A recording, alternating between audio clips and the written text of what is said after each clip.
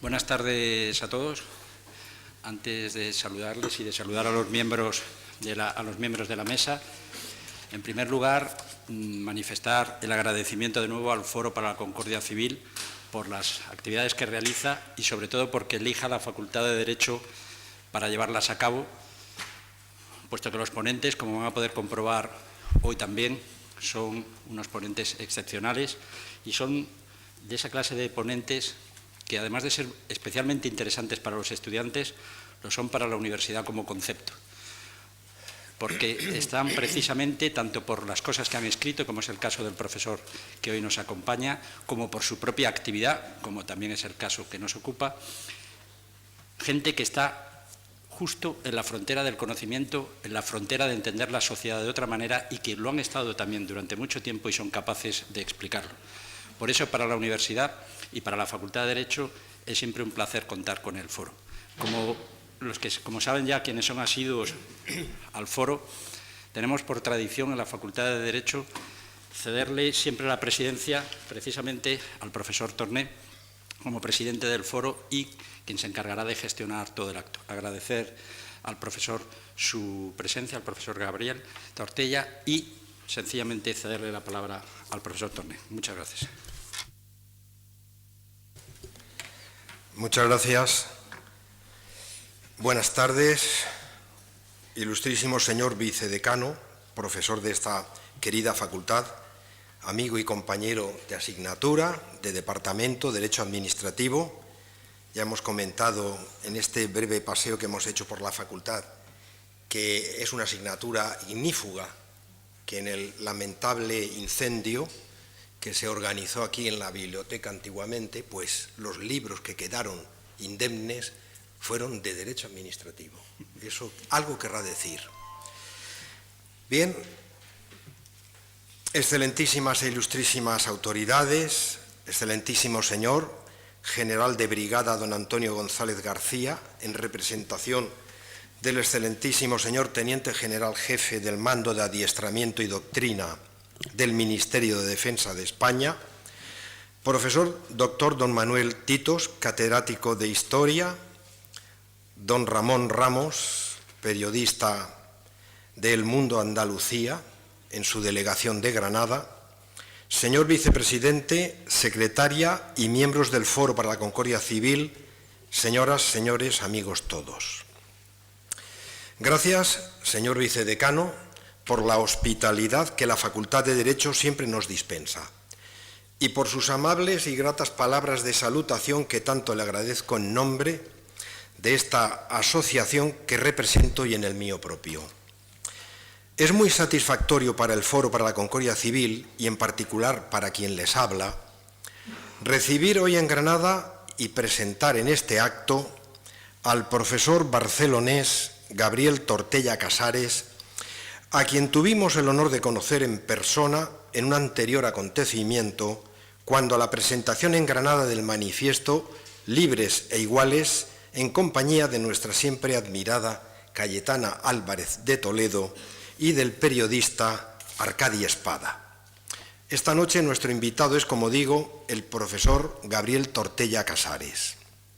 Pues bien, en esta difícil e inquietante hora política de España, cuando surge tanto antifranquista sobrevenido, tanto liberal de pacotilla, tanto libertador de salón, tanto demócrata de toda la vida, tanto saltimbanqui de la política, cuando a las 4 décadas de la muerte del caudillo, cualquier amateur se declara demócrata y antifranquista, uno no puede, en presencia de Gabriel Tortella, y desde el punto de vista de la defensa de las libertades y la democracia, que quitarse el sombrero y ponerse de pie.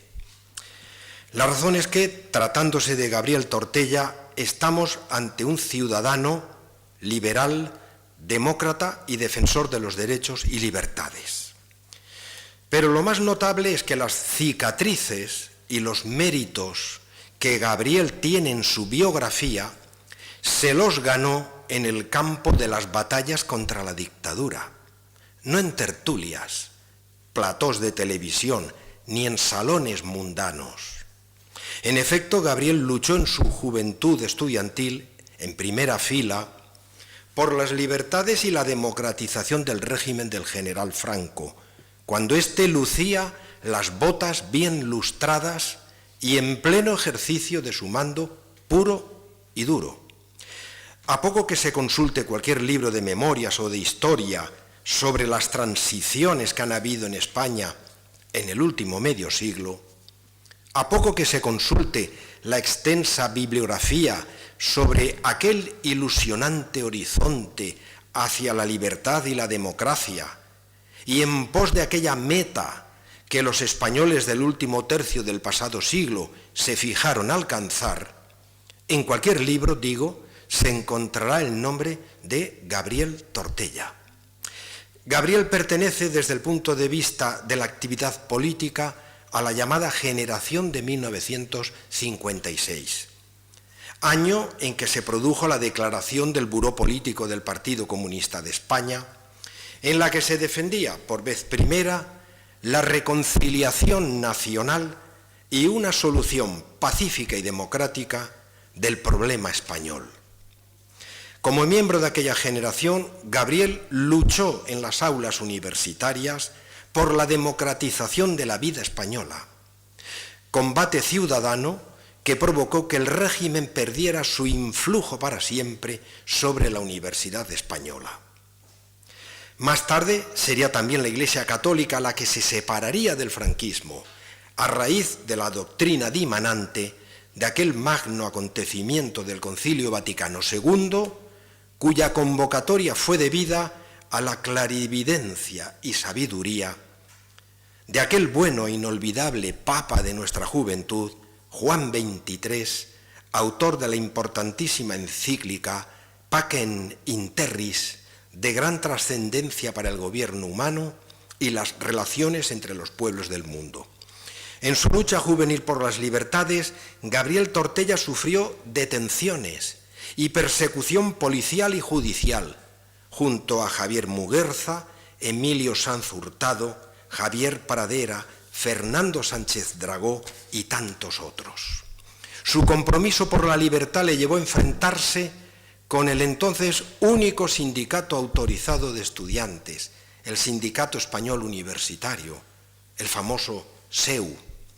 En un alarde de valor en su lucha por la representatividad sindical, Gabriel Tortella fue elegido el 18 de marzo de 1957 delegado de la Facultad de Derecho de la Universidad Complutense de Madrid en sustitución de Justo de la Cueva. Era la primera vez que los estudiantes eligieron en votación un delegado del SEU. En el libro Memorial de Transiciones de Juan Antonio Ortega Díaz Ambrona, otro prohombre de la transición, leemos que con Gabriel Tortella, como delegado de facultad, se acordó redactar unos estatutos para el SEU inspirados en principios democráticos. Por dar estos pasos a favor de la libertad, el 16 de mayo de 1958, Gabriel con Justo de la Cueva fue llamado a declarar ante un juez de instrucción. El día 22 se practicó un registro en su casa y en la madrugada del 23 fue detenido. La razón alegada por la policía fue que en su domicilio se encontró, tremendo delito, una multicopista con la que se tiraron panfletos de la agrupación socialista universitaria a la que Gabriel pertenecía. Era entonces jefe de distrito Rodolfo Martín Villa, un reformista que posteriormente asumiría grandes y pesadas responsabilidades políticas en los gobiernos de Adolfo Suárez. Martín Villa nombró directamente a José Miguel Ortiz Bordás nuevo delegado de facultad sin urnas. Gabriel pertenece pues a la generación del 56, aquella que creó serios problemas y tensiones al régimen. En esa generación se encuentran nombres como Gregorio Peces Barba, José María Álvarez del Manzano, Jaime Carvajal Urquijo, Alberto Berkovich, Ramón Menéndez Pidal, Ramón Hermosilla, José María Maravall, Luis Gámir, Óscar Alzaga, Gregorio Marañón y Bertrán de Lis, Alberto Gutiérrez Reñón, Pedro Sanz Boixareu y Víctor Pérez Díaz, entre otros. La semilla de la electividad en los cargos del SEU fue una herencia que inoculó Gabriel antes de irse al extranjero a estudiar. Por aquel entonces Gabriel empezó a publicar artículos de su especialidad, la economía, en una interesante y heroica revista titulada España Económica, cabecera comprada por Pedro Schwartz. A juicio del maestro de economistas Gonzalo Pérez de Armiñán, España Económica era la mejor publicación española dentro de su género, una revista que por el coraje y la libertad de criterio de los que allí publicaban, recibió numerosos recaditos de parte del ministro de Hacienda para que se comportaran. Al final, la autoridad competente cerró la revista. Los que allí publicaban habían puesto en tela de juicio la eficacia de las medidas ministeriales y eso no se podía admitir. Justamente un desencadenante del cierre fue un artículo de Gabriel, cuyo título era ¿Es España diferente?, publicado en julio de 1970, en el número 3683 de aquella. Todo porque Gabriel sostenía en ese artículo que España no era diferente. No debo extenderme más, pues las anécdotas y vivencias de aquella época serían inagotables. Solo añadiré un dato relevante en el currículum político de nuestro ilustre visitante. Gabriel también perteneció a Nueva Izquierda Universitaria con Carlos Bustelo.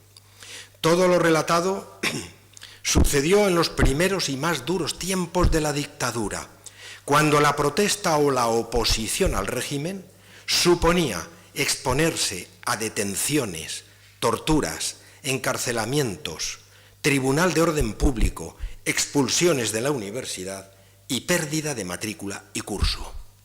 Como he dicho al inicio, llama la atención en los últimos tiempos la aparición de tanto antifranquista sobrevenido, tanto libertador del pueblo y tanto embaucador, sedicente defensor de las clases populares, cuando los vemos sentados en su buen escaño, con la tranquilidad de su inmunidad parlamentaria, con su correspondiente y generosa retribución con cargo al presupuesto general del Estado y moviéndose, por fortuna, en un marco de libertades, libertades traídas por los padres de nuestra Constitución y por aquella generación de diversa y por lo común encontrada ideología que luchó para que hoy los nuevos elegibles se permitan el lujo y la infamia de calificar de candado a la Constitución del consenso.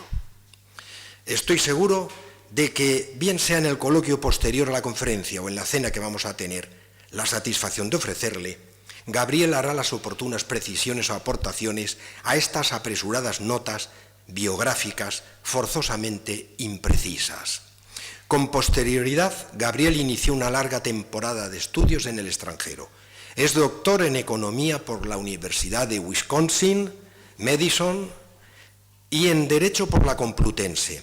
Es miembro del Colegio Libre de Eméritos, Premio de Economía Rey Juan Carlos, 1994.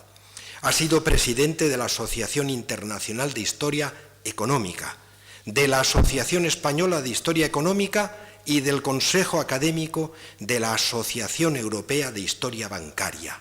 Es miembro de la Academia Europea de Londres y de la de Ciencias y Artes de Viena y Madrid. Ha escrito un gran número de artículos de su especialidad. Recientemente ha publicado Para comprender la crisis con Clara Eugenia Núñez, Los orígenes del siglo XXI, un ensayo de historia social y económica contemporánea.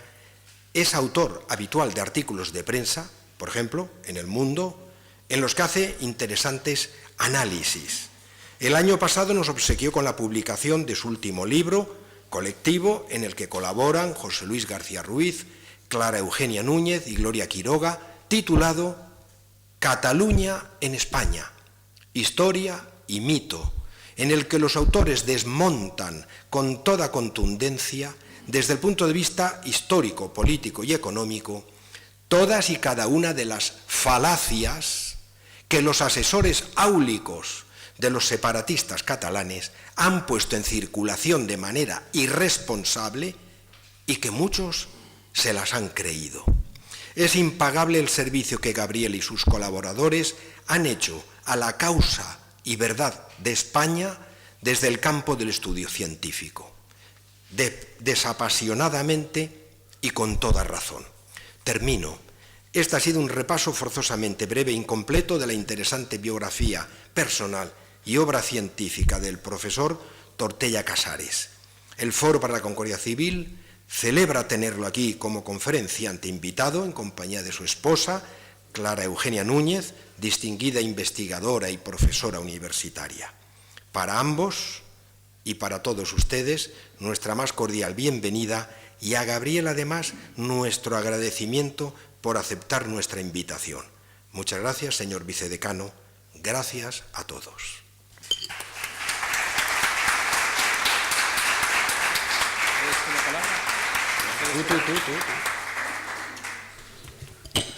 Muchas gracias, presidente. Profesor Tortella.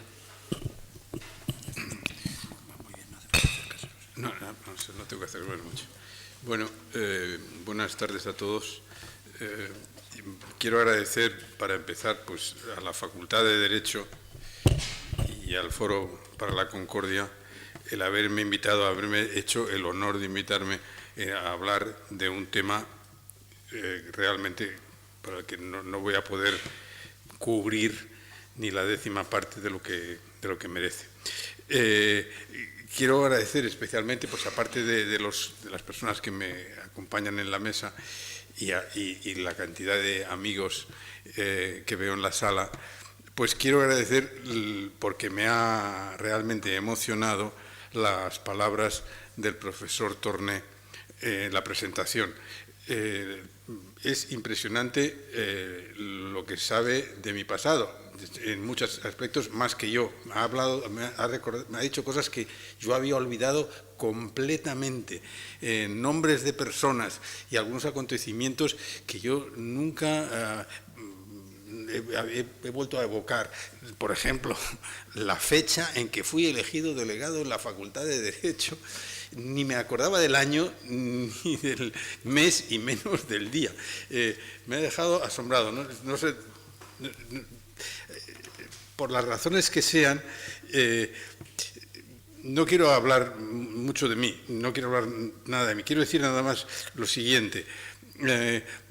Poco después de salir de la cárcel y de tener toda una serie de incidentes policiales, militares, etcétera, yo me pregunté a mí mismo si quería seguir haciendo política y decidí que no,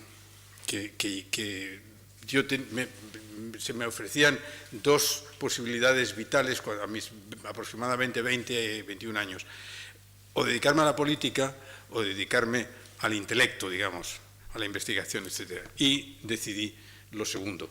Y eso fue la razón por la cual me marché a Estados Unidos, porque yo pensé, si yo sigo viviendo en España, no voy a poder quitarme la política de encima. Y entonces me marché en el año 60-61, hice unas oposiciones, las saqué, pero para sorpresa de todos, en lugar de continuar como técnico comercial del Estado, que fue la posición que yo saqué, que ahora es economista del Estado, pues me marché a Estados Unidos a doctorarme en Historia Económica. Y entonces, en cierto modo, para mí, todo aquello, no es que lo olvidara, pero cerré un capítulo de mi vida y abrí otro totalmente académico. Y yo, naturalmente, cuando estudié, yo me considero que fue un buen estudiante y me gustaba la universidad, pero claro, en aquel Madrid de los años 50, realmente la política no le dejaba a uno vivir y pensar, y le distraía mucho. Y me fui a Estados Unidos y en cierto modo me olvidé de todo y el amigo Pepe Torné me ha recordado cosas que, como digo, estaban en unas capas muy bajas de mi cerebro. Bueno, también quería decir que ya sé que que esta Facultad de Derecho es una institución muy prestigiosa, que aunque el Granada baje a segunda, la facultad va a seguir aquí en primera división. Es conocida en toda España y yo creo que en muchas partes del mundo como una de las grandes escuelas de Derecho. Y eso es otra razón que me honra para estar aquí. Pero en fin, entremos en materia. En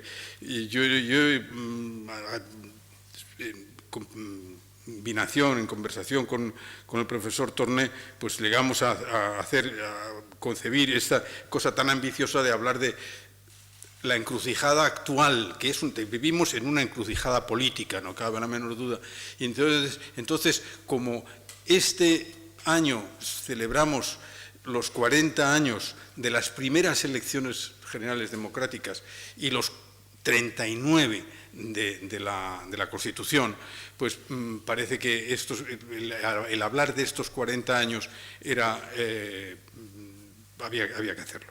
Y entonces se nos ocurrió pues, que hablar un poco de cómo hemos llegado desde la Constitución hasta la encrucijada actual, pero no solo desde un punto de vista ni siquiera principalmente español, sino global, así, con una modestia o con un ánimo, un optimismo enorme. Pero en fin, sí creo que por lo menos unas pinceladas podremos dar, porque es verdad que desde los años 77-78 hasta hoy han ocurrido una cantidad enorme de cosas que se pusieron en marcha precisamente entonces. Si España en esos años emprendió la marcha hacia la vida democrática y hacia el sistema democrático, el mundo también emprendió una marcha en la cual todavía estamos. Yo creo que lo más fundamental de esa marcha ha sido la caída del comunismo, es decir, el fin. De hecho, dicho de otra manera, el fin de la Guerra Fría. La Guerra Fría que podemos considerar que comienza justo al acabar la Primera Guerra Mundial y que enfrenta en el mundo a dos. El mundo se divide claramente en dos, o si quieren ustedes en tres. El mundo capitalista o democrático u occidental, el mundo comunista, oriental y no democrático, de hecho, aunque se llamaran así. Y después hay un tercero en discordia que es, por supuesto, el llamado tercer mundo, que por eso hoy, sin mucho sentido, se le sigue llamando tercer mundo a los países menos desarrollados. Entonces, estos largos periodos de otros 40 años aproximadamente se viene abajo. Como ustedes, muchos de los que hay aquí recuerdan y los que no lo recuerdan, porque tienen la suerte de ser más jóvenes, pues lo han leído o estudiado, hacia el año 90, 1989 exactamente, pues todo este equilibrio se vino abajo porque el mundo comunista se vino abajo. Bueno, precisamente el mundo comunista se vino abajo en esos 2 años dramáticos del 89 al 91. En Europa Oriental empezó en el año 89 y en el año 91 se vino abajo la Unión Soviética, que parecía que era un fortín inexpugnable. Yo recuerdo a mi padre que me decía, no, es que esto no puede ser, la Unión Soviética, eso de que desaparezca, le parecía algo increíble. Mi padre había nacido en 1910 y claro, toda su vida la había visto allí, la Unión Soviética, los comunistas, etc. Mi padre no era comunista, era republicano, bastante conservador, pero claro, le parecía que aquello era una realidad como pueda ser para un madrileño la Puerta del Sol o la Sagrada Familia para un barcelonés o la Alhambra para un granadino. No se puede, no es algo que está ahí y que no se puede derrumbar. Pues se derrumbó. Pero el proceso, sin embargo, se inició aproximadamente una década antes. Más o menos, cuando los españoles estábamos enfilando nuestra ruta democrática, sobre todo, siempre pensamos que el comunismo se derrumbó en la Unión Soviética, pero realmente donde se empezó a derrumbar fue en China, porque la muerte de Mao en el año 76 condujo a un periodo, un interregno de luchas intestinas dentro del Partido Comunista, hasta que en torno a 1980, aunque quizá un poco antes, pero en 1980, si no recuerdo mal, fue cuando el profesor Milton Friedman, que era uno de los adalides, digamos, de la economía de mercado. Yo a Friedman no le conocí personalmente, pero sí le escuché alguna charla en la universidad cuando yo estaba, y realmente era un personaje muy notable. Yo además luego estudié mucho a Friedman y realmente le admiré mucho. Yo me consideraba mucho más de izquierdas que él, pero realmente era una cabeza impresionante. Y Friedman fue, entre otras cosas, aconsejó a Deng Xiaoping, yo creo que fue personalmente, hacia 1980, que liberalizaran la economía. Por entonces también aconsejó a el general Pinochet, presidente, dictador chileno, y le aconsejó lo mismo. Y hay que decir que tuvo un éxito enorme en los dos casos. Es decir, por odioso que nos pareciera la dictadura de Pinochet y por odiosa que nos pueda parecer la dictadura del Partido Comunista en China, sin embargo, el aplicar los consejos de Friedman en los dos países produjo un fenómeno de crecimiento muy, muy fuerte. Esto es una cosa que hay que tener en cuenta. Yo recuerdo que Friedman decía, sí, a mí me reprochan mucho que haya aconsejado a Pinochet, pero nadie se acuerda que también aconsejé a los comunistas chinos. Y entonces esto realmente, esto fue el principio del fin del comunismo, cuando de repente se descubrió que un régimen comunista como el de China podía crear un sistema capitalista económico y que empezar a crecer a tasas superiores al 10% anual, que son unas tasas realmente muy poco vistas nunca, y que China pasara de convertirse en un país muy grande, pero realmente de espaldas al mundo, a convertirse en una de las grandes potencias mundiales. Después, podemos decir que la caída de la Unión Soviética se inició cuando Mikhail Gorbachev fue elegido en 1985 secretario del Partido Comunista. Era un hombre reformista, pertenecía a una ala reformista, etcétera, etcétera, e intentó, Gorbachev, con una gran ingenuidad, intentó reformar el sistema de la Unión Soviética de una manera muy diferente a como lo hicieron los chinos, es decir, poniendo mucho menos énfasis en la economía y mucho más en la política. Y entonces mi impresión, y esto lo tengo escrito en el libro que ha citado el profesor Torné, que se llama Los orígenes del siglo XXI, que voy a hacer una edición nueva, que está saliendo una edición nueva con un título diferente, pues realmente arreglar políticamente el régimen comunista era imposible. Entonces, pero él no lo sabía. Gorbachev escribió cosas muy ingenuas, creyéndose que con retoques se podría democratizar el régimen. Aquello no funcionó. Bueno, el caso es que el régimen comunista realmente se vino abajo en el año 89, aunque no en la Unión Soviética, sino en la Europa del Este, en Polonia y en Alemania del Este, sobre todo, fue donde aquello se descompuso, y lo que ocurrió, en lo que contribuyó Gorbachev a este fenómeno, fue en que se negó a intervenir en los asuntos internos de los que entonces se llamaban países satélites, es decir, los países comunistas de Europa oriental. Y entonces resultó que efectivamente el régimen polaco, que ya no era un régimen propiamente comunista, sino era una dictadura militar conservadora del sistema comunista, pero sin realmente el general Wojciech Jaruzelski, que era este dictador, pues era un hombre muy poco comunista, que estaba allí un poco para evitar que hubiera invasiones, pero en el momento que se vio que los soviéticos no iban a invadir Polonia, no pudo controlar la situación y tuvo que admitir que se hicieran elecciones libres. Entonces esas elecciones libres acabaron, a pesar de las salvaguardas que se pusieron, acabaron con el régimen comunista, como acabarían con el régimen en Venezuela, pero vamos, en 24 horas, si las hubiera.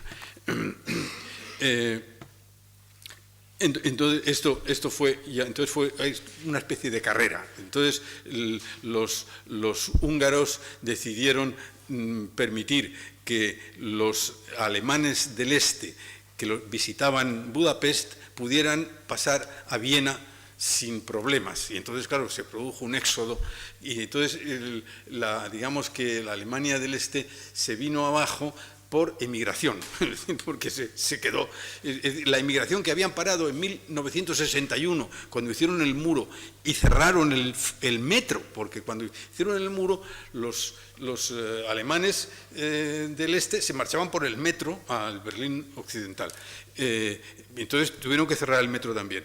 Pero entonces, y estuvieron esas dramas que hubo de gente que se escapaba, a veces se ven en las películas, que se escapaba trepando el muro, donde morían muchas veces. Pues de repente, en aquel verano del año 89, se marchaban a Hungría, que era un país con el que podían, porque era vecino y además pertenecía al bloque comunista, pero desde allí pasaban libremente al oeste, pasaban a Viena y después de Viena pasaban a Frankfurt, a lo que fuera, a la Alemania occidental, ante lo cual las autoridades alemanas decidieron derribar el muro pensando que a lo mejor eso evitaba o frenaba el éxodo. Aquello terminó con el sistema. 2 años más tarde, dentro de la Unión Soviética, hubo una rebelión de los conservadores para destronar a Gorbachov, y fue una situación rarísima porque consiguieron destronar a Gorbachov, pero fueron vencidos. Y a quien destronó a Gorbachov verdaderamente fue Yeltsin, que de un plumazo suprimió la Unión Soviética, y la Unión Soviética se convirtió en una serie de repúblicas independientes, las más importantes de las cuales era la rusa. Pero como Gorbachov era presidente de la Unión Soviética, se quedó sin trabajo. Y fue un drama muy curioso este hombre entonces. El caso es que el derrumbamiento de la Unión Soviética y del comunismo, digamos, ha cambiado la faz del mundo, porque el sistema bipolar de Guerra Fría y de empate nuclear, de eso se ha pasado a un sistema mucho más fluido y mucho más confuso. Yo creo que en este momento las potencias mundiales son 5 en lugar de 2. Y creo que son, naturalmente, los Estados Unidos, la potencia, digamos, del mundo occidental, sigue siendo el país más fuerte, pero está a su lado, pero no completamente a su lado, la Unión Europea, que mientras el mundo comunista se venía abajo, la Unión Europea crecía, se desarrollaba, se aglutinaba y se convertía en una potencia. Es decir, económicamente y en cuanto a tamaño, la Unión Europea es mayor que Estados Unidos. Tiene más habitantes y probablemente tiene más renta total. Sin embargo, la potencia seria es Estados Unidos. ¿Por qué? Bueno, pues porque la Unión Europea no es un Estado propiamente dicho, quiere serlo, pero le queda mucho. Y por lo tanto, dentro de la Unión Europea, las adhesiones o las fidelidades a las naciones constituyentes son más importantes en los ciudadanos de la Unión Europea que la afiliación o la adhesión a la Unión como tal. las realidades nacionales siguen siendo muy fuertes. En Estados Unidos, a pesar de que hay estados con una gran personalidad, como pueden ser Texas o Nueva York o California o Illinois, por ejemplo, pero, sin embargo, Estados Unidos, a pesar de ser un estado federal, es un estado muy fuerte, con un ejército muy fuerte, con una diplomacia muy fuerte y, por lo tanto, es mucho más fuerte en la arena internacional que la Unión Europea. Una prueba de esta fragilidad de la Unión Europea la hemos vivido en el último año con la historia del Brexit. Es decir, es completamente inconcebible que en Estados Unidos haya un Estado que diga que se quiera independizar. Lo intentaron en 1861, no un Estado, sino una docena de estados, los estados del sur, pero tuvieron una guerra civil de las más cruentas que se recuerdan y fueron derrotados a fondo los federados y aquello se terminó. Y desde entonces Estados Unidos es realmente, el Estado federal es realmente el Estado de una nación muy grande. Por otra parte, frente a estas dos potencias occidentales que se mueven más o menos al unísono, pero que tienen fuertes diferencias, porque siendo democráticos como son además, sobre todo los Estados Unidos, pues cada 4 u 8 años hay un nuevo presidente que, como el actual, pues puede decir de lo dicho no hay nada y ahí quiero acabar con la NATO, quiero acabar con el Tratado de Libre Comercio en América del Norte y estos europeos son unos pesados, ¿no? Me parece muy bien que se vayan los ingleses, etcétera, etcétera. Esto es una de las cosas bellas de la democracia, que no hay nada estable más que lo que el pueblo quiere que sea estable. Entonces, efectivamente, la concordia civil o diplomática o lo que sea entre Estados Unidos y la Unión Europea, pues tiene sus momentos mejores y momentos peores. Las otras dos potencias que se enfrentan a estas son, naturalmente, Rusia, una URSS muy disminuida, y China.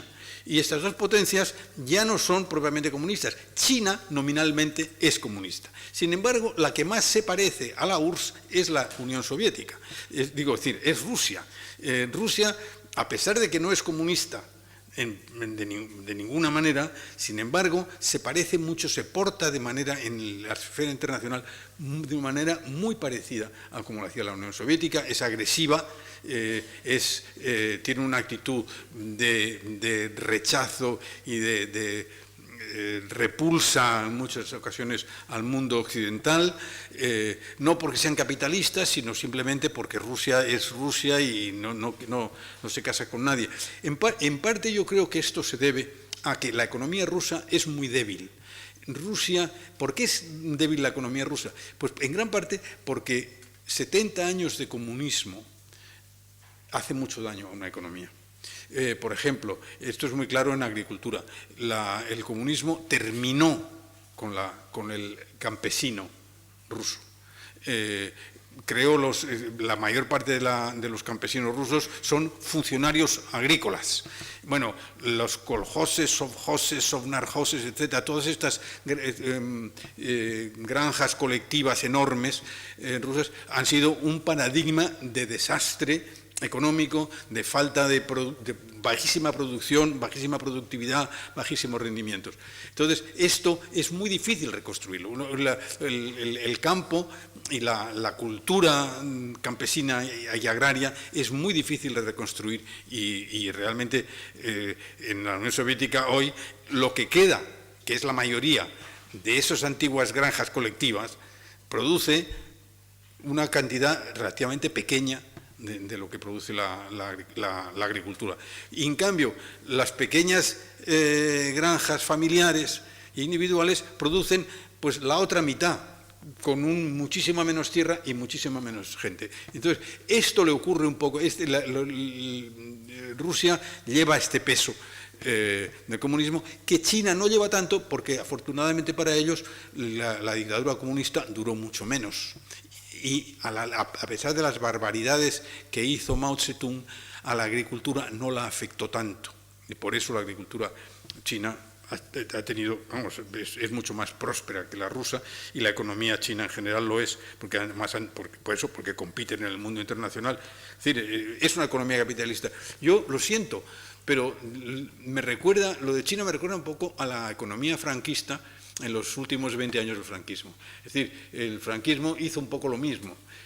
A su manera, pues la dictadura subsistió, pero el mercado se le dio rienda bastante suelta en los últimos 20 años, y eso explica el famoso milagro español, etcétera, etcétera. Es lo mismo del Chile de Pinochet. En fin, es un fenómeno relativamente común que se puede tener un capitalismo floreciente con un régimen dictatorial.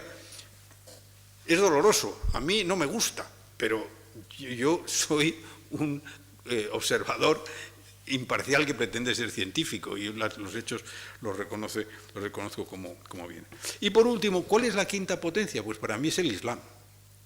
El Islam no es una nación, el Islam es una cultura, es una religión y una cultura en torno a esa religión. Pero el Islam tiene más de 1 millón, de 1.000 millones, probablemente quizá 1.300 millones o quizá 1.500 millones, es difícil de establecer exactamente. Son muchos los países, desde Marruecos hasta Indonesia.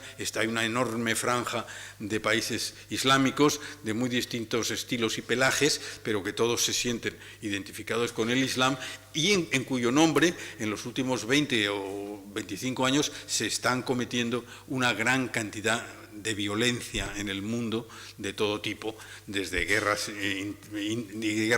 civiles, guerras internacionales, y el terrorismo universal con el que estamos familiarizados en España y en todo el mundo. El Islam es algo con lo que hay que contar. Es la fuerza que más directamente amenaza a la estabilidad del mundo, y frente al cual, pues, las otras 4 potencias realmente es una de las pocas cosas en que están de acuerdo. Solo disienten en el cómo, pero en que hay que acabar con la violencia islámica, en eso están de acuerdo todos tanto los chinos como los rusos, como los europeos nosotros, como los norteamericanos. ¿Por qué este fenómeno del Islam, de dónde proviene? ¿Por qué es así?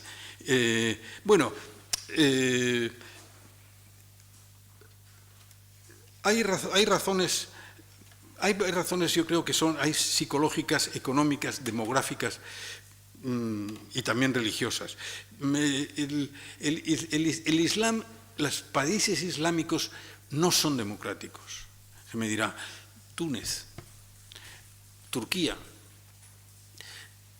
más o menos, son dos contraejemplos. Son muy dudosos. Quizá en este momento lo más democrático sea Túnez, porque en Turquía el Erdogan está rápidamente yendo hacia una cosa de tipo fascista, o un poco un autogolpe plebiscitario del estilo de Mussolini, por ejemplo, o Perón, este tipo o lo que hizo Fujimori, etcétera. Y realmente, ¿por qué no pueden ser, o por qué es tan difícil implantar la democracia en los países islámicos? Bueno, yo creo que hay varias razones. Una de ellas es religiosa. La democracia implica la separación de poderes, y no solo la separación de poderes, sino la separación de la Iglesia y el Estado. Esta frase evangélica tan repetida de «dad a Dios lo que es de Dios y a César lo que es de César», es una frase realmente políticamente admirable. Yo no sé si Jesucristo estaba pensando en lo que pensamos nosotros cuando la repetimos, pero realmente es una frase maravillosa, porque la separación de la Iglesia y el Estado ha sido el pilar del sistema, primero parlamentario y después democrático. Cuando estaba escribiendo esto me decía, Inglaterra. Inglaterra tiene separación de la Iglesia y del Estado. Formalmente no. La reina de Inglaterra es la cabeza, no sé cómo se llama, pero es la cabeza de la Iglesia anglicana. Bueno, Inglaterra es un país, como ustedes saben, muy raro.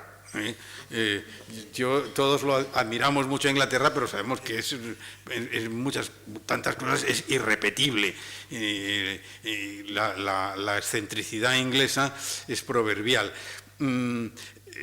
Pero muchas veces nos olvidamos de que la religión en Inglaterra ha sido una cosa muy complicada, que ha tenido grandes virtudes y grandes problemas. En Inglaterra, hasta bien entrado el siglo XIX, los católicos no podían desempeñar ningún cargo público. La persecución de los católicos en Inglaterra es bastante impresionante y nosotros tendemos a olvidarla porque, bueno, tenemos la leyenda negra de la Inquisición y parece que la Inquisición ha sido el único órgano opresor en la historia de Occidente, y no, señores. Lo que pasa es que yo creo que la razón por la cual Inglaterra es, aparte de eso, democrático, es porque, a pesar de que la Iglesia anglicana es la oficial, hay una tolerancia total de otras iglesias. Y entonces, en Inglaterra realmente no hay un monopolio religioso y, por lo tanto, no hay una iglesia que sea el... Es decir, a pesar de que la reina es la jefa de la Iglesia anglicana, hay muchos ciudadanos que no son anglicanos y, por lo tanto, desde ese aspecto, desde ese punto de vista, la reina no es la jefa de la Iglesia. Eso, en cambio, en el Islam, eso es proverbial. Es decir, no hay distinción. El príncipe de los creyentes, el profeta de los creyentes, es la cabeza tanto del poder civil como del poder militar como del poder religioso. Y eso es muy difícil de separar y además popularmente no tiene apoyo. Y eso yo creo que contribuye tremendamente a esto. La umma, esta comunidad de fieles. Y claro, el problema de la religión en política es tremendo, porque claro, hay unos señores que pueden decir, esto no se puede hacer porque Dios no lo quiere. ¿Y quién dice que Dios no lo quiere? Lo digo yo, porque Dios me ilumina, me visita todas las noches y me dice lo que quiere y lo que no quiere. Claro, eso es tremendo en política. Es decir, o nos olvidamos de esto y ponemos a Dios a un lado, o si no, no hay democracia posible. Es una cosa tan sencilla como esto. Después, pues hay problemas culturales muy graves. Y yo estos días me he entretenido en hacer lo siguiente. Como ustedes saben, la alfabetización es algo muy significativo, es una manera de medir el nivel cultural de un país con una cifra muy sencilla. Cada vez va siendo menos importante porque la alfabetización, afortunadamente, desde ser una minoría los alfabetizados a principios del siglo XIX, pues ahora la minoría son los no alfabetizados, de modo que dentro de poco todo el mundo va a estar alfabetizado, todos los países. Pero aún hoy los países musulmanes tienen niveles de alfabetización relativamente bajos. Pero hay una cosa más importante, que es el diferencial sexual, cosa en la cual Clara Eugenia Núñez no solo es especialista, sino que es realmente descubridora. Escribió en su tesis doctoral, que después publicó, el problema el diferencial sexual, es decir, la diferente tasa de alfabetización entre hombres y mujeres es importantísima. Es importantísima negativamente. Es decir, para un país que tiene una tasa de alfabetización determinada, si no hay diferencial sexual, es mucho mejor que si hay diferencial sexual. Es decir, si la tasa de alfabetización es la misma, pero es porque las mujeres son analfabetas y los hombres son más alfabetizados. Es mucho mejor que no la haya. Los países musulmanes tienen fuertes tasas de diferencial sexual, más del 10%, casi todos. Y los hay que tienen más del 20%. Bueno, estuve comparando países con diferencial sexual y países violentos. Y es que es impresionante. Tengo aquí una lista yo creo que lo encontraré, porque he escrito todo esto, pero naturalmente luego no lo miro. Países que tienen un diferencial sexual, es decir, que hay entre la proporción de hombres alfabetizados y de mujeres alfabetizadas, hay más de un 10%, son Afganistán, Argelia, Angola, Egipto, Eritrea, Etiopía, Irak, Liberia, Libia, Malí, Nigeria, Pakistán, Sudán, Sudán del Sur, Siria, Túnez y Yemen. Bueno, es el centro de la violencia en el mundo. Digamos que yo eso no lo he intentado medir, pero monopolizan la violencia en el mundo estos países. Hay países, pocos, pero no despreciable en número, en que el diferencial sexual es inverso, es decir, que las mujeres están más alfabetizadas que los hombres. Generalmente las diferencias son 1 o 2% a todo tirar. Pero en América Latina hay más de un país en que el diferencial sexual es inverso. Y solo hay un país en donde el diferencial sexual es alto, es más del 10%, y es Guatemala, que es uno de los países tradicionalmente más violentos de América Latina. Ahora, desde luego, Venezuela, pero Guatemala, la violencia en Guatemala tiene una larga tradición. ¿Por qué? ¿Y esto por qué? Bueno, pues por una razón muy clara. Las mujeres educadas, alfabetizadas, educadas, son mejores madres, tienen menos hijos, les transmiten mejor los valores. Es decir, en países, sobre todo, países donde los sistemas de escolarización no están muy desarrollados, el papel de las madres es fundamental en educar. Entonces, si los varones crecen sin esa educación materna, sin esa, digamos, dulzura, comprensión y claridad de ideas, etcétera, que casi se puede decir que se mama, pues se convierte en gente muy, muy violenta.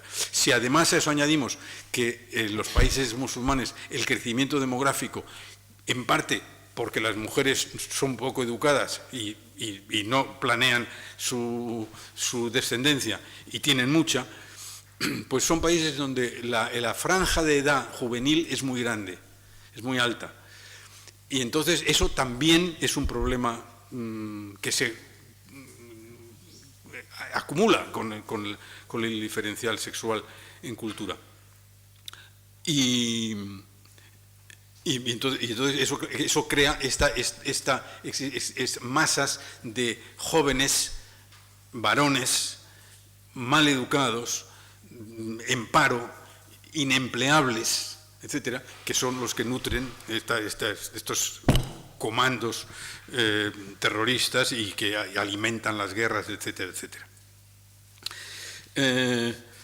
Ya dije que el tema que habíamos emprendido era demasiado amplio. Quería decir dos palabras, que en este mundo, este aspecto del Islam, que es un poco el detonante y el explosivo, en un mundo multipolar y por lo tanto pues sujeto a grandes inseguridades, la gran recesión que hemos vivido en los últimos 10 años ha sido también otro fuerte detonante.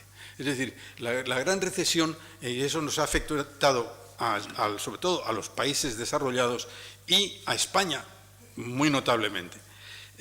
¿Por qué? Porque la gran recesión ha hecho dudar a las clases medias y a las juventudes de los países democráticos acerca de la vitalidad y la virtualidad del sistema democrático. Han aparecido todos estos partidos que englobamos bajo el nombre de populistas, que dicen que es una cosa que no quiere decir nada. Quiere decir mucho. La palabra populista es una palabra muy útil. Quiere decir un programa político que propone cambios sin programa. Es decir, dicho de otra manera, que propone soluciones muy sencillas para problemas que son muy complicados, que no se estudian las cosas.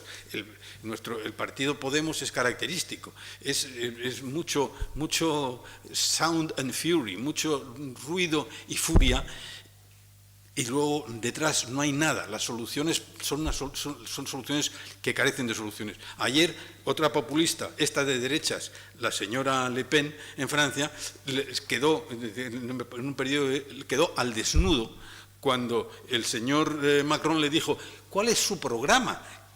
¿Qué va a hacer usted con la economía francesa? No, pues yo haré esto. ¿Con qué dinero? ¿De dónde sacará usted el dinero? Bueno, no sé. No tiene programa. Es decir, esta idea que se vende muy bien de, una solución muy sencilla, el populismo inglés, el de UKIP, el Partido de la Independencia que ha favorecido el Brexit. No, todos los problemas de Inglaterra se van a resolver en cuanto salgamos de la Unión Europea. Populismo puro. No saben qué hacer ahora, se han metido en un berenjenal del que se les será enormemente difícil salir, porque de repente, ¿y qué vamos a hacer ahora con Escocia? ¿Y qué vamos a hacer con Irlanda? ¿Y qué vamos a hacer con Gibraltar? Y vamos a tener que pagar una factura muy grande. Anda, pues con esto no contaban con nada. Les habían dicho que se iban a ahorrar dinero saliendo de la Unión Europea. Claro, los sensatos votaron el Remain. Pero, en fin, ese es el populismo. O, bueno, Trump es populismo puro, también populismo de derechas. ¿Qué voy a hacer? Nada, pues voy a poner una pared y voy a quitar. Vamos a resolver el problema de la inmigración. No voy a dejar entrar a ningún musulmán y ya tenemos resuelto el problema del terrorismo. En fin, unas cosas verdaderamente de una elemental. Eso es el populismo. Pero, claro, es el populismo en el que cae el votante medio cuando está desesperado y teme por su porvenir. Es decir, de repente dice: no, es que me van a echar, es que me bajan el sueldo, es que yo no sé si mis hijos se van a poder emplear. Bueno, hay uno que me dice que hay una solución muy fácil, a este lo voto, sin pensar más. Después, hombre, si es que, claro, lo de los venezolanos, lo de Venezuela, el populismo de Chávez. Claro, estábamos hartos de Copey y de Carlos Andrés Pérez, que eran unos inútiles y no tal. Efectivamente, y además corruptos, muy corruptos. Pues toma, ¿se acuerdan ustedes de el arcipreste de Ita, las ranas que pedían rey a don Júpiter, ¿no? Que le pedían rey a don Júpiter y don Júpiter les mandó un leño. Y ya se asustaron, se quedaron así, pero al cabo de un rato, de ver que el leño no se movía, dijeron: esto no es un rey, queremos que haga algo. Y entonces le mandó una cigüeña, dice, las comía por las mañanas, por las tardes y por las... Y las ranas decían: que es que nos ha mandado usted una cigüeña que se nos está comiendo. ¿No querían ustedes un rey que hiciera algo? Pues ahí lo tienen, ¿no? Pues eso es el caso del populismo. Yo a los que me dicen que van a votar a Podemos, francamente, yo no he venido a hacer aquí propaganda política, he venido a decir mis opiniones. Les digo, el arcipreste de Ita, las ranas que pedían rey a don Júpiter, que es como se titula la fábula del arcipreste. El remedio es mucho peor que la enfermedad. Bueno, esta gran recesión del siglo XX es la que ha acelerado toda esta situación y nos ha puesto realmente en las encrucijadas a las que yo menciono. En este momento parece que no, parece que va a ganar Macron. Yo quiero fervientemente que gane, pero es que si ganara la señora Le Pen, la Unión Europea se tambalearía.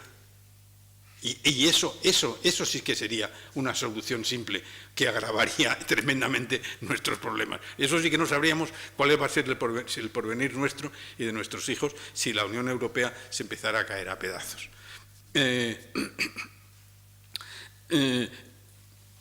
Bueno, otra encrucijada tremenda con el Islam. ¿Qué hacemos con el Islam?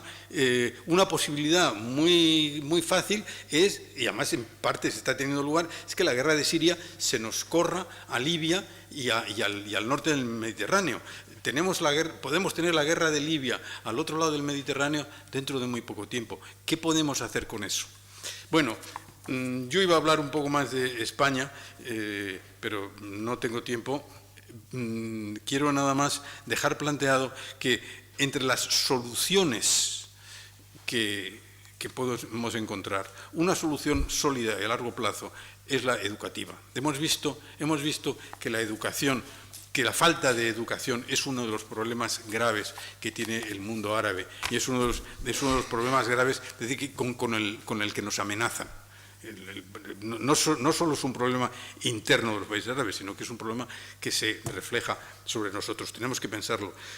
Hace falta alfabetizar, hace falta educar a las mujeres, sobre todo educar a las mujeres. No estoy descubriendo el Mediterráneo, ya sé que está descubierto, pero es que hay que insistir en ello mucho. La educación es fundamental y menos armamento, menos ayuda con cosas. Contribuyamos a la educación de los países subdesarrollados lo más posible y lo más igualitariamente posible. No solo el Islam, pero, por ejemplo, en China ha cambiado. En China había un diferencial sexual tremendo hace 10 años. Está casi cerrado. La diferencia ahora es un 2%. Entre hombres y mujeres. Hace 10 años era un 10%. Es decir, se ha reducido a gran velocidad, se puede reducir a gran velocidad. Y si esto ocurriera en los países musulmanes, las cosas cambiarían de una manera radical. Bueno, pues con esto termino. Y agradezco mucho la atención que me han prestado y estaré encantado de que haya una discusión y sobre todo crítica. Gracias.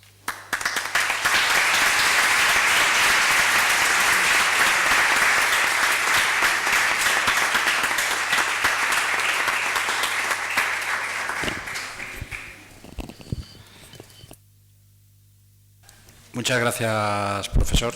No sé si va a ser el presidente de la asociación o Juan Antonio Maldonado, vicepresidente, quien va a encargarse de las preguntas. Con mucho gusto y aprovechando esta alusión que ha hecho a la presidencia del foro, ante todo quiero felicitar al profesor y amigo Gabriel Tortella por ese análisis que ha hecho, que ha querido comprender los principales problemas que tiene el mundo y que de alguna manera se reflejan también en la política doméstica, en la política nacional. Yo me atrevería a preguntarle al profesor Tortella qué pronóstico hace en el corto plazo, como se dice ahora, de la política española. ¿Qué va a pasar? ¿Qué puede pasar? ¿Qué juego de partidos políticos? ¿Qué equilibrios? ¿Qué desequilibrios? ¿Qué nos espera a los españoles? Y nos va a esperar vía urna. Es muy difícil prever lo que van a hacer los electores. La verdad es que igual, es decir, yo en un artículo que sacará El Mundo uno de estos días, comparaba a Francia con España en cuanto a los partidos que se vienen abajo. Es decir, los partidos que han sido digamos, las columnas centrales del sistema político, tanto francés como español, digamos, un partido de centro-derecha y un partido de centro-izquierda, llámese PP o Gaulliste o Républicain, y de centro-izquierda, partidos socialistas, con un nombre u otro, PSOE o PS, antes se llamaba SFIO, el Partido Socialista Francés, sección francesa de la Internacional Obrera. Pues se están viniendo abajo. ¿Qué va a pasar en Francia? Si el señor Macron, como es de esperar, gana las elecciones, ¿qué va a ocurrir? ¿Qué le va a ocurrir al Partido Socialista? Es muy difícil de prever. Y en España ocurre lo mismo. ¿Cómo van a resistir las elecciones con los escándalos y los desastres y la insatisfacción que nos producen estos dos partidos? El Partido Popular es un partido, a mí me asombra, porque es un partido tremendamente cínico. Es un partido que tiene la actitud de decir, bueno, nosotros somos malos, pero miren ustedes a los de al lado. Es que eso es la postura del señor Rajoy. Estoy hablando del Partido Popular con el señor Rajoy. me parece muy poco edificante esta actitud. Es decir, el tratar de construir a Podemos para que diga, por decir, soy o nosotros o los unos o los bárbaros. En lugar de tratar de mejorar su imagen, y vamos, de mejorar todo y su ética, pues es decir, la politique, no, ¿cómo se dice? No es la politique du pire, es decir eso, o yo o el diluvio. Es decir, yo no soy muy bueno, pero los demás son todavía peores. Eso me parece, a mí me parece un sistema moralmente censurable y además que es muy peligroso y muy suicida porque puede fallar. Eso no quita, yo escribí precisamente en el Mundo el verano pasado, y no lo leyó nadie, un artículo en que decía que el Partido Popular era el partido del empleo y el Partido Socialista es el partido del desempleo.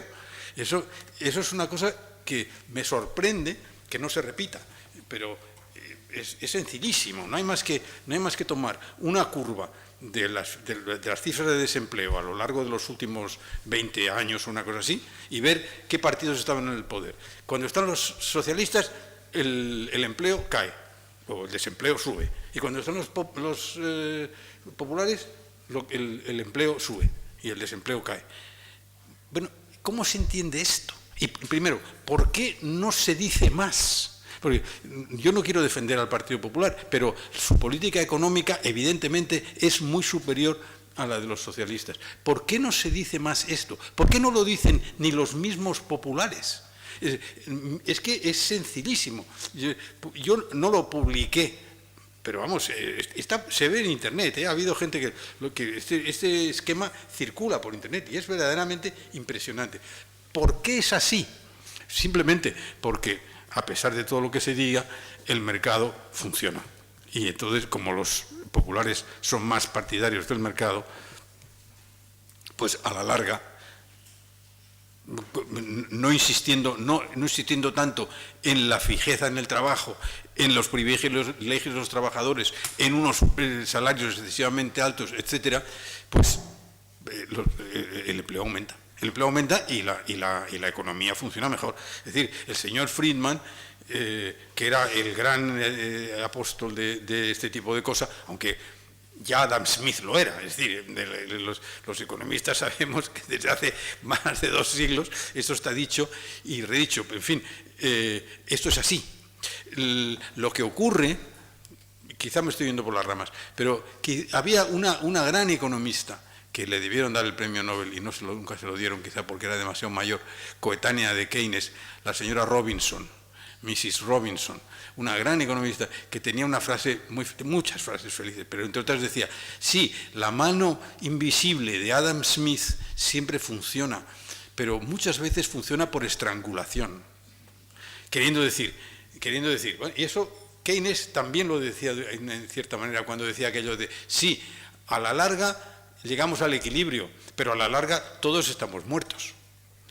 Es decir, ahí hay un problema, como siempre, de transición. Entonces, el mercado funciona, sí, pero a veces tarda demasiado en funcionar y requiere unos sacrificios muy grandes. El mercado siempre funciona porque si las cosas no se venden, usted baja el precio hasta que llega usted a un precio en que vende su mercancía. Dice, sí, pero si ese precio es mi salario y con ese salario yo no puedo vivir, eso no tiene gracia. Es decir, si el salario de equilibrio es un salario de hambre, esto hay que remediarlo. Esto es una cosa evidente. Ahora, ya no vivimos en este mundo, ya no vivimos en un mundo de salarios de hambre, vivimos en un mundo de estado de bienestar, etcétera, etcétera. De modo que el dejar que el salario busque su nivel de equilibrio tiene su lógica y sobre todo beneficia al empleo.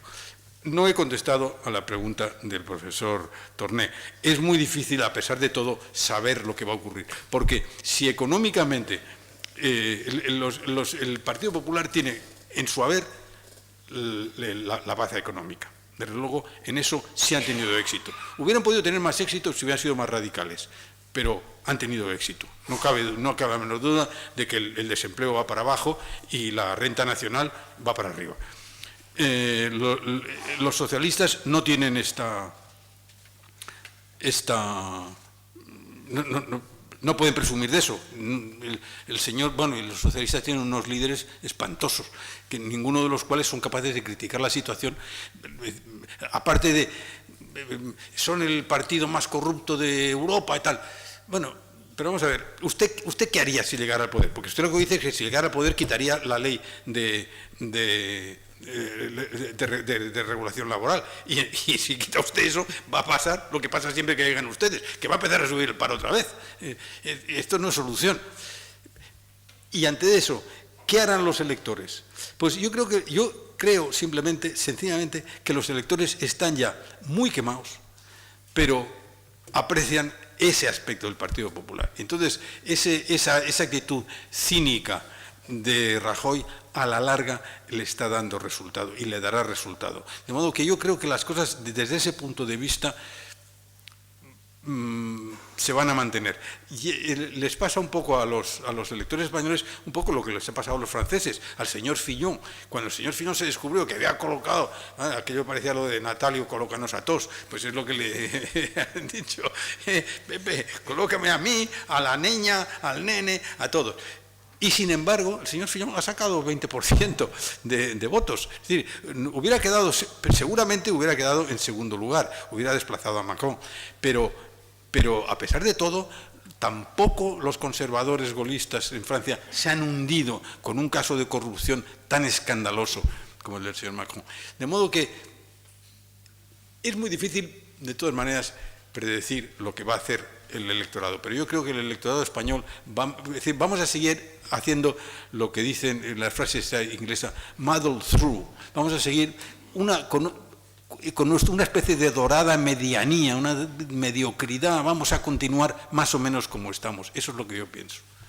Gabriel, ¿hablamos de Cataluña, por ejemplo? Sí, en Cataluña, bueno. Háblanos de Cataluña. Aquí también critico al señor Rajoy.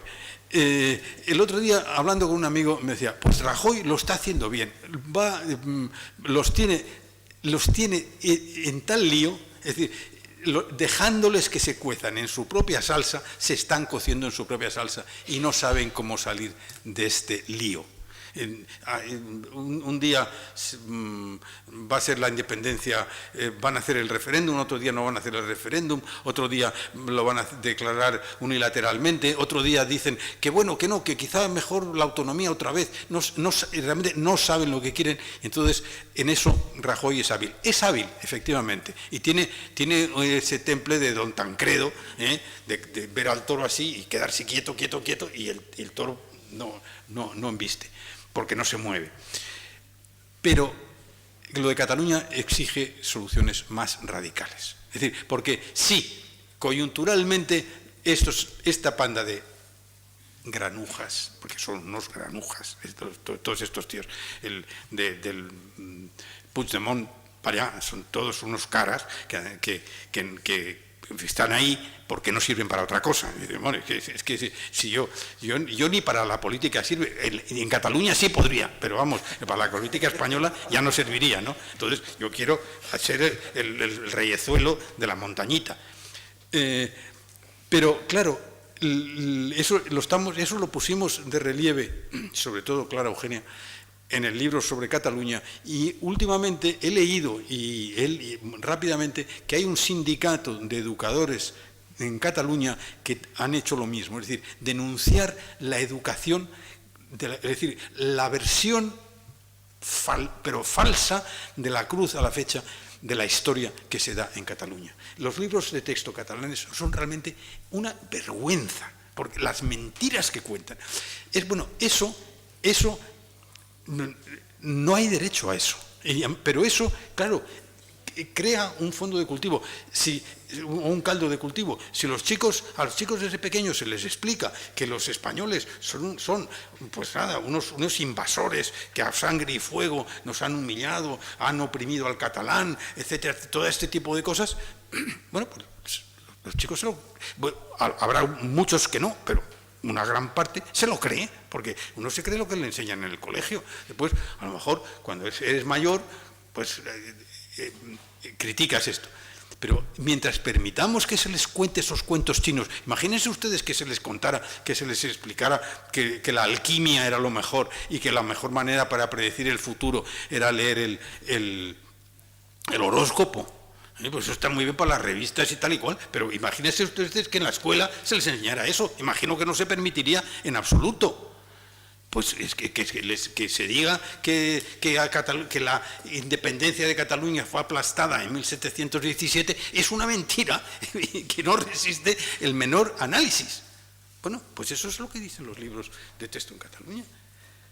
Y claro, entonces uno puede resolver la situación ahora, a corto plazo, por un momento, pero el sustrato está ahí. Entonces, si aparece un líder un poquitín más capaz que estos tíos lamentables del Junqueras y el que es historiador y el señor Puigdemont y todo eso, y los de la CUP, etcétera, pues a lo mejor ese sustrato, bueno, claro, es decir, Pujol, que era mucho mejor político que estos, aunque fuera del más sinvergüenza de todos, pero era mejor político, pues primero creó el caldo de cultivo, cambió totalmente el sistema de enseñanza en Cataluña, lo moldeó él, el sistema de comunicaciones, los medios de comunicación, todo lo controló y se lo dejó a más servido. Aquí lo tienes, ahora ha llegado el momento de que lo hagas, y más que no valen ni la 10ª parte que él, pero no hace, entonces emprendió esto. Eso está ahí siempre, es una pradera seca donde puede prender el fuego en cualquier momento. Si no se ataca de raíz y no se dice, además estamos en una facultad de Derecho, que se cumpla la Constitución por una vez, caramba. Es que en Cataluña no se cumple la Constitución en absoluto. Bueno, han leído ustedes lo último, ¿no? Que ahora van a hacer un sondeo de opinión a ver si los catalanes creen que hay que cumplir la ley. Y digo, ¿por qué no preguntan si los catalanes creen que está bien robar? Porque realmente yo creo que roban más que violan la ley todavía. Bien, depende de lo largo que sea. Yo hoy me voy muy satisfecho por haber conocido personalmente a nuestro ilustre profesor y también en el plano emocional me voy muy contento porque me gusta aprender de las personas, en este caso un pelín mayor que yo, solamente unos años, pero eso es una gran satisfacción. Yo he aprendido, estoy un poco sorprendido por la afirmación que hace al decir que el mundo se reparte hoy día por 5 potencias e incluye al mundo musulmán. Indudablemente que hablar del mundo musulmán es un tema muy complejo. El primer problema que se plantea es que cuando hablamos del mundo musulmán lo hacemos desde nuestra óptica, desde nuestros parámetros de democracia, de división de poderes, y entonces, claro, ellos se mueven en otros parámetros totalmente distintos, ¿no? ¿Qué criterio usted valora, aparte de los económicos, supongo, para decir que el mundo musulmán puede ser la 5ª potencia? Porque a 50 metros de aquí tenemos la Fundación Euroárabe, que celebran muchos seminarios y tal. Yo ahora mismo estoy asistiendo a una serie de ponencias donde vienen profesores, algunos de ellos muy ilustres del mundo musulmán. Y claro, coinciden en que el mundo musulmán le está ocurriendo igual que a nosotros, está en una clara decadencia, no encuentra su lugar. Al margen de los criterios económicos que usted muy bien habrá ponderado, ¿qué otros cree usted que le llevan a afirmar eso? Porque yo también quería, por eso le he preguntado del tiempo, ampliar un pelín más la cosa de si el factor demográfico será un componente importante, porque recuerdo unas palabras que dijo Muammar Gaddafi, que dijo: utilizaremos los vientres de nuestras mujeres a modo de caballo de Troya para penetrar en Europa. Es lo que estamos viviendo. Entonces, ese es un poco el planteamiento que le quería hacer. Gracias. Pues muchas gracias. Yo creo que sí que es una pregunta muy oportuna. Y yo creo que he mencionado de pasada, pero lo he mencionado claramente, el factor demográfico. Yo creo que efectivamente la demografía en los países árabes es decir, es de un crecimiento mucho más rápido que la media mundial y que plantea este problema de tener un estrato de juventud con mucho mayor que el que tienen que el que tenemos en Occidente, pero también en otras, en Asia, etcétera. Y eso es, como digo, tiene un factor explosivo. Yo creo que también es muy posible que primero, le he llamado quinta potencia porque realmente es un gran protagonista en la arena internacional mundial y porque constituye en este momento pues una amenaza para el equilibrio ya de por sí bastante inestable de 5 potencias. He simplificado mucho. Hay que tener en cuenta, pues hay otros países muy grandes y muy poderosos que también influyen. Japón es uno de ellos. Ahora Inglaterra es posible que venga a convertirse también en una tercera potencia de estas importantes. Pero realmente la gran amenaza o el gran problema en el mundo es hoy el mundo musulmán, aunque digamos que el 90% de los musulmanes sean gente pacífica y que no está de acuerdo con esto. Pero no sé hasta qué punto. Es muy difícil saber porque no hay muchas encuestas acerca de esto. Pero es muy posible que haya mucha gente musulmana que sea pacífica, pero que se identifique con los terroristas o con el Estado Islámico, con ese Estado Islámico, Daesh, etcétera, o que se identificara en su día con Osama Bin Laden, que fue un poco el primero que nos puso frente a esta amenaza. Yo creo que, sin embargo, esto puede ser pasajero por una serie de razones. Una de ellas es demográfica, porque a pesar de todo, también la natalidad y el crecimiento demográfico en los países árabes tampoco está creciendo a tal velocidad. También ocurre una cosa, yo creo que efectivamente hay un rechazo cultural, es decir, precisamente porque somos más pobres y más ignorantes y nuestras sociedades no brillan, aunque algunas sean muy ricas, como las saudíes o los cuvaitíes, pues entonces tenemos que significarnos. Tenemos que precisamente reforzar nuestra entidad. No queremos diluirnos en un mundo aparentemente superior, pero mucho peor, porque es lo que sea el Satán, etcétera, etcétera, que es Occidente. Queremos mantener nuestra propia identidad y para mantener nuestra propia identidad necesitamos tener una actitud muy militante. Yo creo que hay un elemento de esto. No es el único caso, es decir, ha habido bastantes casos de culturas o sectas religiosas que han luchado contra la modernidad, porque pensaban que la modernidad les privaba de su ser y en cierto modo además les humillaba.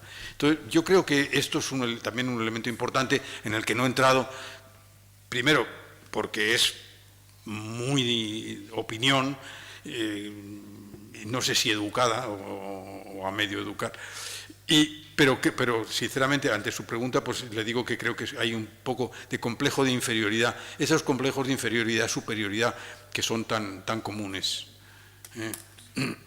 Estamos ya en el final del acto y antes yo quisiera, antes de dar la palabra, quisiera anunciarles a ustedes e invitarles que el próximo miércoles 24 de este mes de mayo, el último acto del foro será la conferencia que nos dará el general de brigada, de división, ¿Qué es más? destinado en el MADOC, don Amador Enseñat y Berea, general de división, y además responsable de la materia de enseñanza en este organismo del Ministerio de Defensa, conferencia que versará sobre intereses estratégicos de España en el Mediterráneo. 24 de mayo, miércoles a las 20 horas en la sala de conferencias de la Facultad de Derecho. Y finalmente, por mi parte, no quisiera dejar pasar esta ocasión para expresar nuestro pesar por el fallecimiento en los últimos días de 3 ilustres catedráticos de la Facultad de Derecho de Granada, amigos, grandes maestros, juristas, que han sido los profesores Tomás Muñoz Rojas, catedrático de Derecho Procesal, el profesor don José Manuel Pérez Prendes, catedrático de Historia del Derecho, también que fue ilustre profesor de esta facultad, y por último, el más reciente, el del profesor Luis de Angulo Rodríguez, catedrático de Derecho Mercantil. El Foro para la Concordia Civil expresa a todos sus alumnos, familiares y amigos su más sentido pésame. Y si quieren ustedes conocer más del Foro para la Concordia Civil, yo les invito a que visiten nuestra web, www.foroparalaconcordiacivil.com. Y si les gusta lo que hacemos y lo que organizamos, que no duden en darse de alta. Por favor, don Ramón Ramos.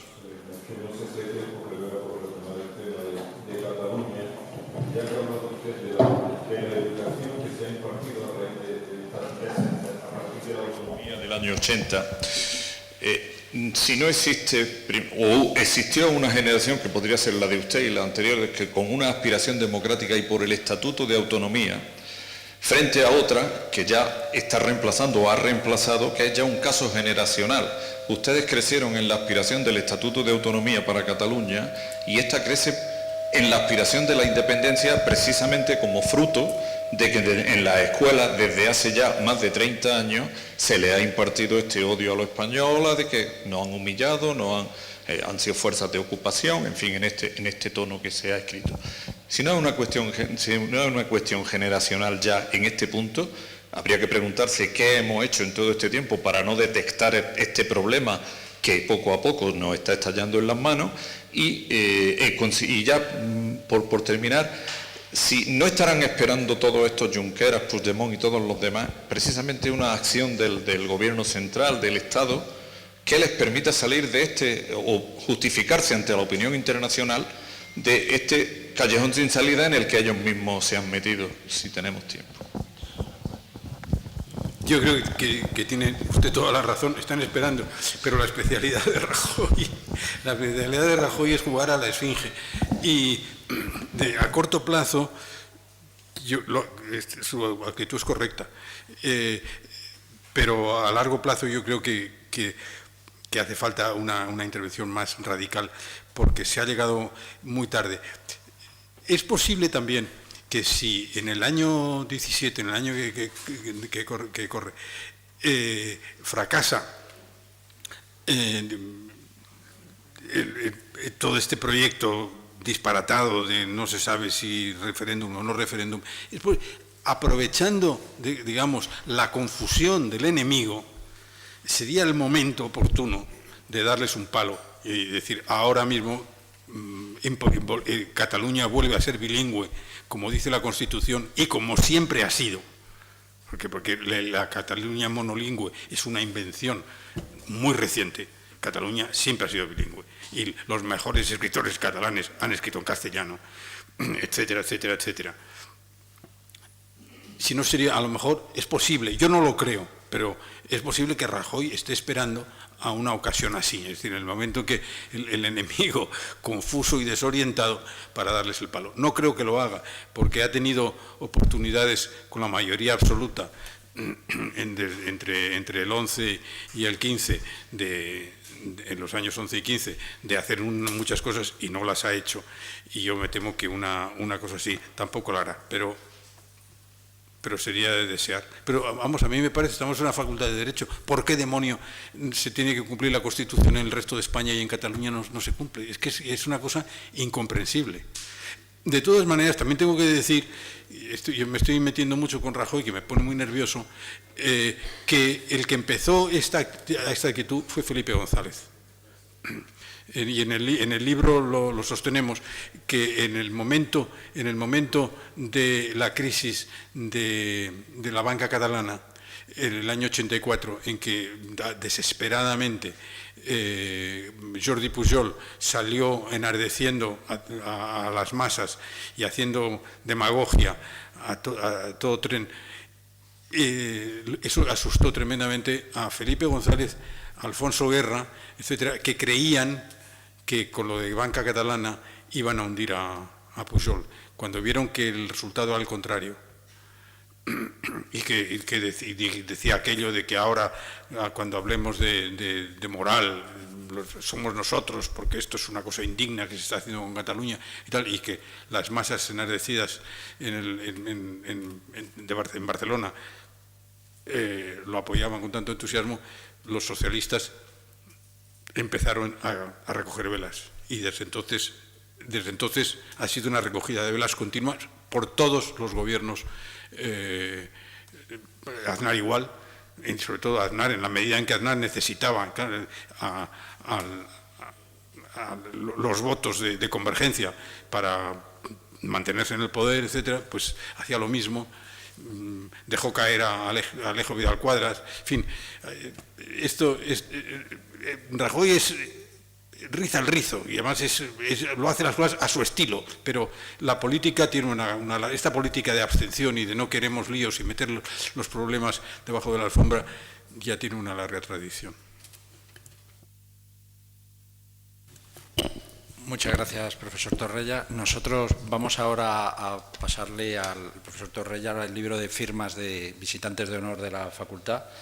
Agradecer en nombre del decano y de todo el equipo de gobierno de esta facultad y de todos los profesores y también de los alumnos que forman parte de la comunidad universitaria que haya venido a visitarnos, que nos haya ilustrado, y muchísimas gracias a todos ustedes y de nuevo al Foro para la Concordia Civil. Muchas gracias.